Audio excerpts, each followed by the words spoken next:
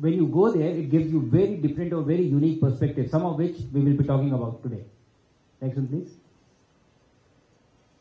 So very quickly, just look at the difference in the capsules that are taking humans to space. On the left, you see the first capsule that took Yuri Gagarin in 12th April 1961 to space. And on the right is the Soyuz, which takes humans to space today. The next one, please. And this is on the American side. The first capsule that went, the Mercury capsule. And on the right is the capsule in which I went. A lot has changed. How it was, how it is now. A lot of technology has gone in. A lot of experiences that we have learned over decades have gone into developing something like this. Why it is important is because we are developing our own Gaganyaan capsule or for Gaganyaan mission. And the lessons that we have learned from all of this, from our training in Russia and in the US, all those lessons are being used to refine what we are going to make and in which we are going to send somebody to space from India. Next one, please. So like I said, let's move on to the launch. You saw the rocket launch, going up slowly, gradually in the video. But it is not slow, it is not gradual. I can tell you from experience. I thought that I have a familiarity to this particular phase of flight because I am a fighter pilot. I have flown fighter aircraft most of my life. But when the ignition happened, the 9 engines of Falcon 9, when they came on, everything I knew just went outside the window. All the training I forgot. Now almost similar to when you get question papers in your exam. All the preparation that you have, you just forget. This is out of syllabus. But it is very powerful and very quick. I did not imagine it to be that powerful. So that was lesson number 1. Because imagine this, if you can. You are going from 0 kilometers per hour to 28,500 kilometers per hour in 8.5 minutes. That is the kind of acceleration that you experience when you are sitting in the rocket. It is massive and it is sustained for about 8.5 minutes. Now when you do experience this acceleration, your body actually experiences it. It feels it. And what happens is that right now all of you are sitting on chairs, so you are also experiencing acceleration, that is 1g. But you don't feel it because you get used to it. But if I was to increase this, you will feel it. So in fighter cockpit also, you feel the G load when you are turning with more Gs, you feel that acceleration from your head to toe. So when you are under higher Gs, all the blood from your head, it goes down. It goes down to your legs. And so there are exercises, there are G suits that you wear so that you prevent it from going down. Because if there is no blood in your head, you will become unconscious at some point of time, which happens during flying sometimes. But then when you relax, the blood comes back and then you start flying again. The issue with the space flight is that if you are aborting at a higher altitude, you will be subjected to about 18 to 20 Gs. That means 18 to 20 times the force that you are experiencing now. It is almost like a baby elephant sitting on your chest. That is the kind of force you will experience. So your spine cannot take it. It will collapse. So the seats are reclined so that you experience this through your chest. Body has more tolerance in this axis. But the problem is when this gets compressed, you can't breathe. So you have to push your stomach. So these are all techniques that have evolved over a period of time. Can we go on to the next, please? And play the video. This what you see is the GX through your chest. 2.5. 3.0. 3.5. 4GX.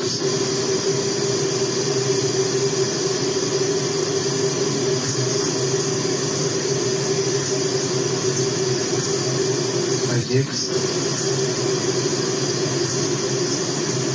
6GX.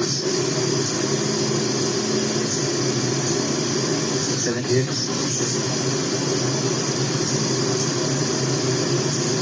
8GX. If you should maintain for 30 seconds, sir. You can pause it. Now this what you saw is the GX through your chest, and if you would see I am opening my mouth at regular intervals. I am trying to exhale forcefully so that inhalation happens as a passive exercise. The next, the previous one, and play the next video.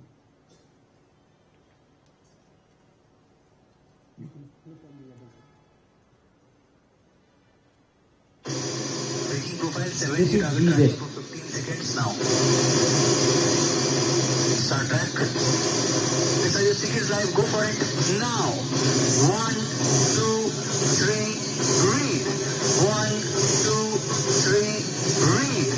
1, 2, 3, breathe. 1, 2, 3, breathe. 1, 2, strain hard, breathe. Maintain, very good, breathe. 1, 2, 3, breathe. 1, 2, 3, breathe. 1, 2, 3, offload, continue straining, offload, continue straining, offload, breathing profile. So the other video that you saw was the GZ, which is from head to toe. And I told you I was at 8G in this left one, the GX. Can you guess what was the G on the right? Which one was more difficult according to you? The right side. So what was the G in that? It was 7 Gs. Less than the one on the left one, the GX. So that is how difficult it is, you know. So when you see a launch, you know, from sitting from outside, and you are going to study about all this, pay attention. Understand how much goes into making something happen. This is just one aspect that I am picking up. Now imagine if I have to do something, if I have to operate a button, my hand becomes 8 times heavier. To take my hand to just operate a button, that becomes challenging. So all these are very nuanced and very complex things that have to be kept in mind when you're planning for a mission. Next one, please. So now you do all that and now you reach space. You saw a video, we gave small speeches from space. But space is two things. First, I can tell you, it is a lot of fun. You know, you are essentially swimming in air. You know, how if you have swam in water, it takes effort. But swimming in air, it's effortless. It is very easy. But the second thing, it is very disorienting. So on ground, you have a very strong sense of up and down, left or right. But in space, that sense goes. There is no up and down or something. So if after some time you are upside down, you won't even know. You would, you know, not feel that this has happened. I remember during the first few days, I was very hesitant, or I was trying to maintain that sense of orientation as we have on Earth. So if there is a module and there is, let's say, a floor, there is no floor, but let's say a floor and a roof and walls on the side. And if there was a NASA astronaut working on one of her experiments, so there was no way for me to go past her. So I sat down and I was waiting. There's this other NASA astronaut who came to me, what happened, Shooks, you're waiting? I said, yes, she's in the way. And she started laughing. And she took my hand, it took me to the ceiling and said, walk here. And, you know, it takes time for your mind to register that this is possible. So then you start walking on ceilings, you start walking on, you know, walls, you start walking wherever. You use the 3D space completely. But that change has to come. Your mind has to understand that this is possible. And the other thing that happens is your understanding of microgravity itself. No, it is not that there is no gravity in space. There is gravity. We are very close to Earth. But you are in a free fall around the Earth. So you don't experience gravity. Everything is falling. I am falling, the station is falling, everything inside the station is also falling. So if I was to take this paper and leave it in microgravity, it will stay here. It will not fall down relative to me because it is already falling with me. But your mind doesn't know that. So I was very hesitant to let go of anything. And if I have to leave something and do work on something, I would search for someone and ask them, can you please hold this for me? And I had 2 first-time flyers with me. They would also hold it. You know, and so all of us are floating in space. Everybody is falling, but they would also hold it and stand next to me until the time I finish something. So this takes time for your mind to adjust. You move to next, play the video. Look at this. This is an example of what I just told you. Lens change करना, चलिए देखिए.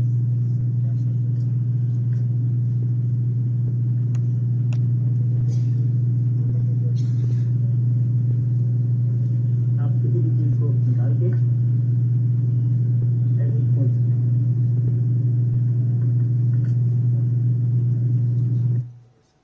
So you see, it is possible to leave things, and I'm sure that when I was leaving those lens and camera, some of you must have felt it will go.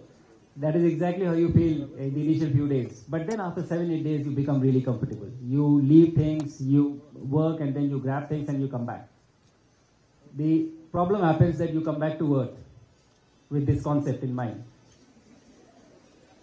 And I remember the first evening I was working on my laptop and I was replying to some mails, and instinctively sitting on the bed, I closed the laptop, took it to the side, and I left it. Very quick course correction, instant feedback you get, your mind gets, oh, this is not going to work here. But the important aspect is your mind is really a very powerful tool. It can make you believe things that are not there happening around you. It is really something extremely powerful, and it needs some training to get adjusted to this new and unique environments. Next one, please. The other interesting concept about space is the concept of weightlessness. There is no weight in space. You can lift 200 kgs, 300 kgs, you can move it slowly. It is not a problem at all. It is very easy. But mass is there, so you have to be really careful of how you move things, how you move it around. Something we'll see in this video next. So before you play, this is my commander, Dr. Peggy Whitson, who is the most experienced American astronaut as of now. She has spent 695 days in space. And we used to joke that she breaks the record of some of the satellites that are out there, in terms of staying in space. But she is here demonstrating, she's moving a heavy bag, or huge bag, which is used to transport a lot of heavy equipment. So just look at how it feels. Can you play? Okay. Move this bag, large bag. Possible to move very large bags. You have to be very careful though, because you have to control the mass. So you don't really too fast, because it can get away from you. What is it that you have in this bag? It's incredibly large.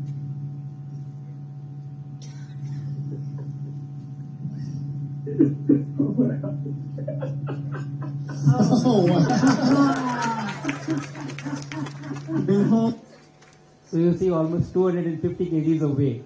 So easy to lift, but you have to be really careful when you move things. The space station construction was possible because of this attribute of space. There are such heavy equipment that goes, your modules cannot be just sent into space. All the equipment inside gets sent separately in different missions. So once the structure is there, these payload racks, these heavy equipment was transferred later on and installed there by the astronauts. Next one, please. A lot of changes happens to your body when you go to space because your body has never seen this environment. It is a lack of gravity. So all the fluid from your leg, it moves to your head. It becomes bigger. As you can see, the image on the right, on your right, is you will see my head, it looks kind of swollen. It happens for the first few days. Your heart slows down because it doesn't have to work against gravity. I didn't check my heart rate while I was in space, but when I came back, my resting heart rate increased to 94, which is generally in the range of 58 to 60. You are floating in space, but everything inside your stomach is also floating. So you don't feel hungry. I did not feel hungry for about 3 to 4 days at all. I had to force feed myself. And thereafter, your body gets used to it and you understand and it becomes normal. You also become taller in space. Very excited. Some of you, I see, are happy to hear this news. I was also very excited, that I'll go and I'll gain some height. You do. I gained about 5 to 6 centimeters of height when I was in space. But the problem is when you again come back to Earth, you come back to your original height. So it is not a lasting change. The only thing you get is back pain twice. Once when you are growing taller and once you are coming back. You don't use your muscle in space at all. It is effortless, like I told. Right now, even when we don't feel it, you are sitting on chairs, walking, getting up, everything, your muscles are being used because you are opposing gravity. In the space or microgravity environment, there is no gravity to counter. So you don't use your muscle at all. In my 20 days of stay, I lost 5 kgs of weight, out of which 4.2 was muscle mass. That is the kind of degradation that happens such rapidly in just a short span of time. Next one, please. Then there are psychological challenges. You are in a confined environment. You know the dangers that are there outside. And whatever you do, there are always some alarms going on, some caution going on. Sometimes it's a fire warning, sometimes it's a pressure leak that is going to microgravity environment. There is no gravity to counter. So you don't use your muscle at all. In my 20 days of stay, I lost 5 kgs of weight, out of which 4.2 was muscle mass. That is the kind of degradation that happens such rapidly in just a short span of time. Next one, please. Then there are psychological challenges. You are in a confined environment. You know the dangers that are there outside. And whatever you do, there are always some alarms going on, some caution going on. You know, sometimes it's a fire warning, sometimes it's a pressure leak that is going to trigger, and sometimes a collision that is going to happen because of space debris. And it happens. Most of the times it is benign and you don't have to respond to it to the maximum level, but the threat is real. You understand the risk. So when you plan for your own space missions, especially for long duration missions, you have to address these psychological challenges. How do you prepare the crew to deal with this, to navigate this? You know, they are on their own. They have no idea, no help from anywhere. They have to tackle everything within that, with the resources that are there. So how do you prepare for this? And that is why the training becomes a really important part. Next one, please. Okay, this I've talked about. Next one. So you do all that, and then there is time for you to come back. So all the energy that you gain, the 28,500 kilometers per hour, has to be dissipated now. And you use your atmosphere to dissipate it.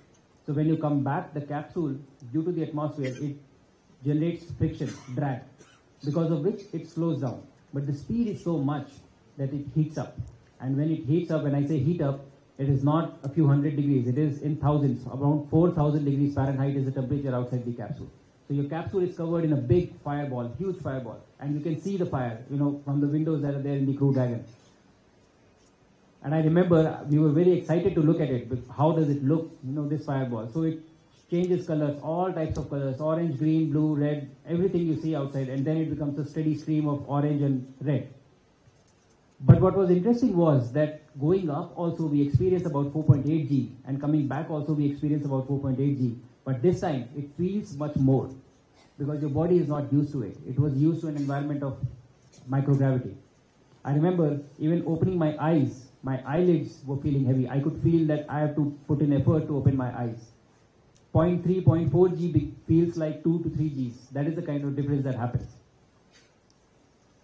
And then when you're out of this plasma is the time you are in the atmosphere, and that is the time your parachutes are deploying. And every parachute deployment, when the drogue deploys, it feels somebody has hit you from the back. It's that kind of a noise because the pyros get fired, and then there is a jerk. And then the main parachute, and then finally when you splash down on the water, which is the biggest of all the impact. Next one. Once you have splashed down in water, the story doesn't end. You have to survive after that. So you prepare for nominal as well as off-nominal scenarios. What if there is a leak? What if you have to get out of the capsule very fast? All that is a part of a training. I remember that there was one scenario wherein the four of us, the crew of four, we were given a situation that there is a leak in the capsule and you have to go out of the capsule as soon as you splash down, under 3 minutes, within 3 minutes. So we had to throw the life raft out, we have to throw the satellite phone out, we have to wear the personal safety vest, and then we have to jump out one by one, 4 of us. And I remember we could do it in 2.5 minutes. It was not easy, but it was a part of the training.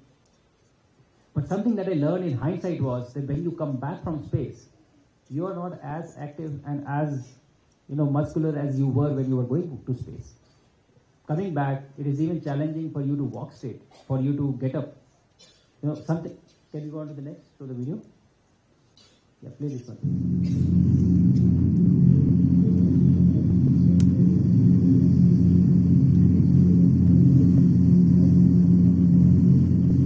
Okay, I think that there is some issue with the video, but if you would see this, you would find me struggling to walk straight. I'm moving left or right and falling down. You cannot walk the minute you come out. You will fall down. Because again, your brain has forgotten how much effort it takes for you to stop from falling down. How many muscles do you have to activate to stop from falling down? So under those conditions, how do you ensure that within 3 minutes the crew will get out? Again, a huge challenge, a big challenge. Small things, but have a very big impact. So what it entails is what is shown on the screen. All of this has to be done before you can launch someone to space. And I'm just only touching the surface of an iceberg, if I can put that analogy in place. It's a lot of things that you have to take care of. It's a lot of things that you have to plan. And also plan, what if this doesn't work? What will we do then? So the design becomes extremely challenging. Next one, please.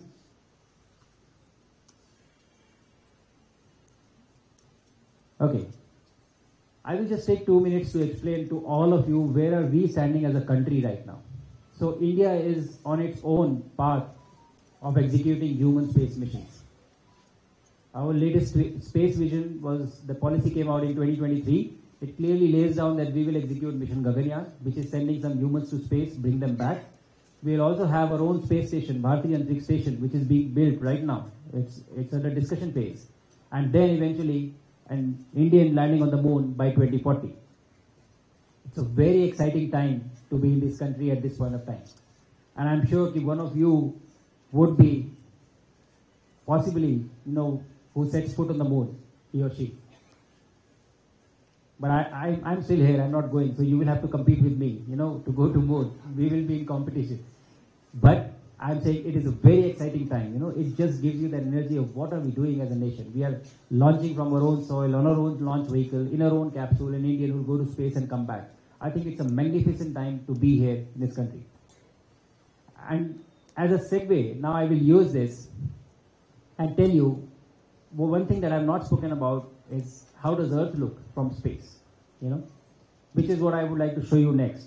It is a bright future for our country. I'm very excited about all the possibilities that the country is going to provide us. And you are all going to be recipients of it.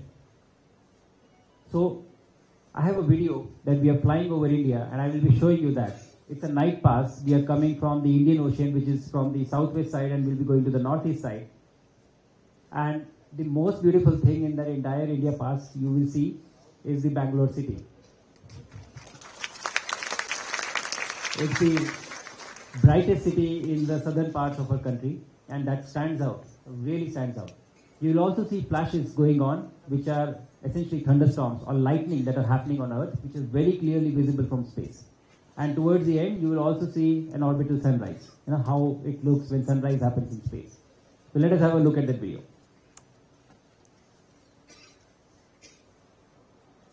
So the green glow that you see is the curvature of the Earth, and the top of the stars, and bottom is the Earth.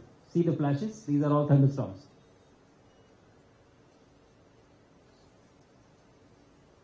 This is India emerging, and the brightest city that you see is Bangalore in the south.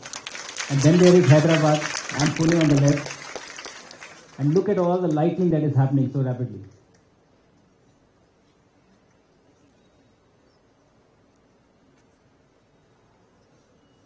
And this is the sunrise.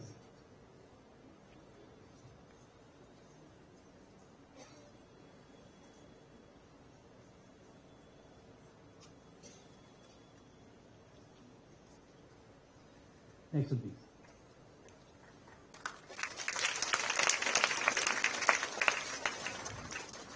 So like I said, the future is really bright. Are you excited looking at this? Was it good? How many of you would want to go to space and see this? Fantastic.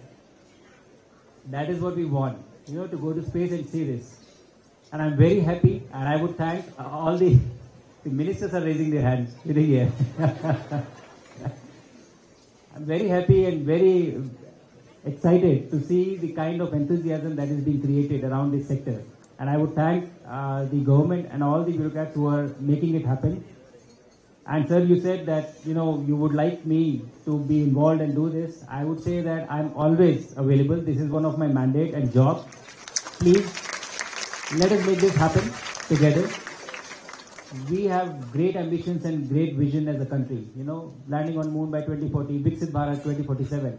But it will not happen on its own. So my message to all of you kids is, please be an active participant. Think that I will take India from here to being Viksit Bharat in 2047, because it is going to be your time, not ours. And in the end, I would like to only say, Honorable Minister was mentioning that on top of this world, or sky is not the limit. I said something similar from space, which I would like to reproduce here. Sky was never the limit. Not for me, not for you, and not for Bharat. Jai Hind, Jai Bharat. Thank you.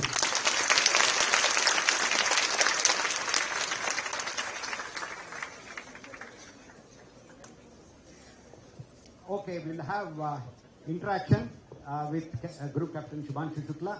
Very quickly, I have to ask the questions. But anyway, I would like to tell you, about 1,000 people are watching this program all over Karnataka, in fact. Okay, this is one thing. And Here is the rocket, Bahubali rocket, which is going to launch Group Captain Shubhanshu Shukla as part of the Gaganyaan program, and here is the Gaganyaan spacecraft model. Okay, we have kept everything. Now let us ask the first question. Who will ask the first question? 1 minute, 1 minute. That boy, spectacled one. Yeah, quickly. Mike. Hello? Yeah, quick, please. How did you train for low gravity on Earth before going to space? Yeah. There is not a very good method of training for sustained low gravity on Earth. The only closest thing comes is the closest thing that comes is the parabolic flights that we have, the aircraft. So an Airbus or an IL class of aircraft is completely empty from inside, and then it is padded, it flies straight, and then it goes and makes its parabola. So for about 35 to 40 seconds, you experience microgravity on Earth, and you get multiple episodes of that. But sustained, no. Thank you. We will ask, we have a question from that girl in the end. Yeah. Yeah, you are the one. Yes, please. Can you tell us about some of the experiments that you did during your mission? Yes. So we did take 7 experiments that were prepared by Indian researchers. All the experiments were designed and conceived with the intent that we also want to enable our own space flight. So I will tell you 2. One was we did stem cell research, how to prevent muscle degeneration. We wanted to check what are the effects of some of the supplements in space, in microgravity. And second, we grew microalgae to see if they can act as a possible source of nutrition for long duration missions in the future. Thank you. Thank you. Before we take one more question from here, see, all the way 700 kilometers away, one student has asked, in Kannada she has asked, sir ಅಂತರಿಕ್ಷದಲ್ಲಿದ್ದಾಗ ತಮ್ಮ ದೇಹದಲ್ಲಿ ಯಾವ ಥರ ಬದಲಾವಣೆ ಆಗಿದೆಯೇ ಬದಲಾವಣೆ ಆದರೆ ತಾವು ಏನು ಮಾಡಿ you have told this what were the changes was there any change in your body when you are in space but you have answered that already 5 ರಿಂದ 6 ಸೆಂಟಿಮೀಟರ್ ಅವರು ಬೆಳೆದಿದ್ರು ಅಂತರಿಕ್ಷದಲ್ಲಿದ್ದಾಗ ಆಮೇಲೆ ಭೂಮಿ ಮೇಲೆ ಬಂದ್ಮೇಲೆ ತಿರ್ಗಾ 6 ಸೆಂಟಿಮೀಟರ್ ಮೊದಲಿದ್ದ ಎತ್ತರಕ್ಕೆ ಬಂದರು ಅವರು ತಿರ್ಗಾ ಅಂತ ಶುಭಾಂಶು ಶುಕ್ಲಾ ಅವರು ಇಂಗ್ಲಿಷ್ ನಲ್ಲಿ ಹೇಳಿದ್ದಾರೆ ಇವಾಗ ಮತ್ತೊಂದು this boy yeah please quickly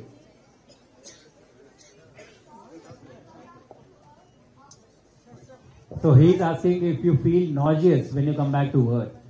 You do feel nauseous when you go up. You also feel nauseous when you come back, but it depends. Everybody doesn't get the same symptoms. I was quite okay when I came back, but my commander was not feeling really well. Going up, she was perfectly okay, and I was feeling nauseous. Yeah, that boy there. Yes. So how do we lose height, which we gain from the space and later after landing on the Earth? So you gain height in space because again there is no load on your spine in microgravity. So it expands, your spine expands. But when you come back to Earth, the load comes back. Gravity is there, so it comes back. Okay, that girl, that white shirt. Yeah, please, quickly. So many people are waiting. Okay, quick. Yeah. Good morning, sir. My name is Tanisha. I'm studying in 10th standard in Future Citizen of the World School. I have 4 questions for you and I will finish it very fast. 4 questions. Yes, sir. I'll do it very fast. 1. Millions of children in our country, including myself, aspire to become astronaut. Only 1 in 100 million will get a chance to become astronaut. What is your advice to these aspiring astronauts who might never get a chance to go to space? Yeah, great question. It is absolutely true. Not everybody will get a chance to be an astronaut. But I can tell you from my personal experience, it is not just the astronaut. To send one person to space, it takes thousands on ground. And everybody's job is really exciting. It is interesting. So even if you are a part of this entire exploration, you get to live this through someone. Some will become, some will not become. But you can contribute by being an engineer, by being a researcher, by being a doctor or any other profession which allows this entire mission to happen.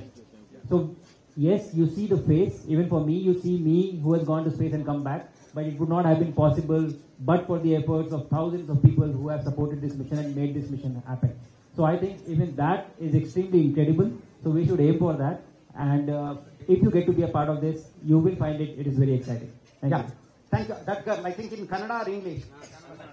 Kannada, you ask me, I will translate. Yeah. ಬೇಗ ಬೇಗ. My name is Prajwaldi. I am studying in 10th standard. No, wait. That girl is already. Yeah, quickly, you wait. Yeah, let her ask in Kannada. I will translate. ನನ್ನ ಹೆಸರು ವೀಣಾ. ನಮ್ಮ ಶಾಲೆಯ ಹೆಸರು ಸರ್ಕಾರಿ ಪ್ರೌಢಶಾಲೆ ಬೆನಕನಾಳ. ನಮ್ಮ ತಾಲೂಕು. That's okay. Question ಏನಮ್ಮ ದಯವಿಟ್ಟು ಹೇಳು. ಬಾಹ್ಯ ಆಕಾಶದಿಂದ ಭೂಮಿಗೆ ಬಂದ ನಂತರ ನಿಮ್ಗೆ ಏನು ಅನುಭವ ಆಗಿತ್ತು? After you came.